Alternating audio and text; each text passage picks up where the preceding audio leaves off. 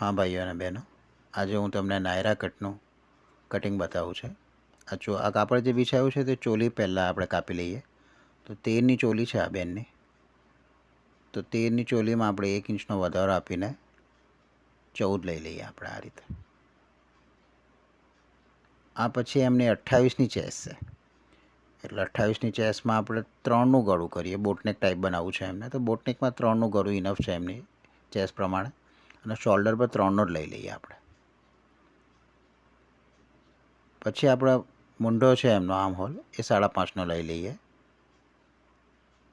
એના પછી આપણે ચેસ મૂકી દઈએ અહીંયાથી।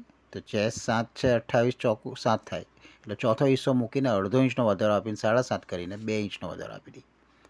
કમર 22 છે એમની, તો 22માં 5.5 થાય, તો 5.5ની જગ્યાએ 6 મૂકી દઈએ આપણે અને 2 ઇંચનો વધારો આપી દઈએ। તો આ રીતે ઉપરની ચોલીનું કટિંગ આપણે હવે ધીમે રહીને આ રીતે લાઈન આપીને કરી લઈશું। આ દબાણની લાઈન છે, આ રીતે રાઉન્ડ આપી દઈશું। આ રીતે ચોલીનું એક સિમ્પલ કટિંગ રેડી છે અહીંયાથી તમારે।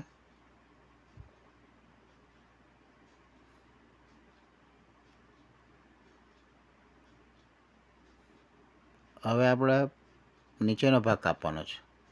તો નીચેના ભાગમાં આ કાપડની અંદર પનો સારો છે, તો આ પનામાં આપણે આગળ પાછળનું બંને ડબલ ફોલ્ડમાં નીકળી જશે। સિંગલમાં આપણે કાઢી લઈએ આ રીતે।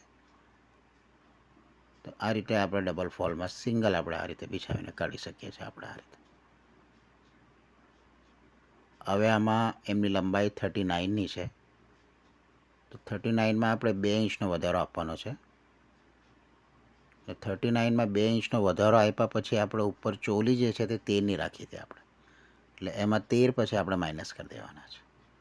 એટલે આ રીતે તમે 39 પ્લસ 2 ઇંચ એટલે 41 થાય છે। તો જો આ રીતે આપણે 41 કર્યું, અને ઉપર 13 ઇંચનો આપણે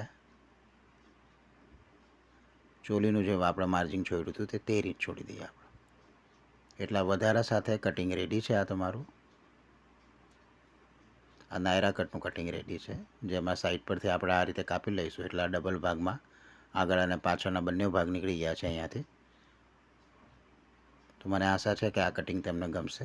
જો ગમે તો બેલ આઇકન દબાવો અને સબસ્ક્રાઈબ કરો। તમારો આભાર।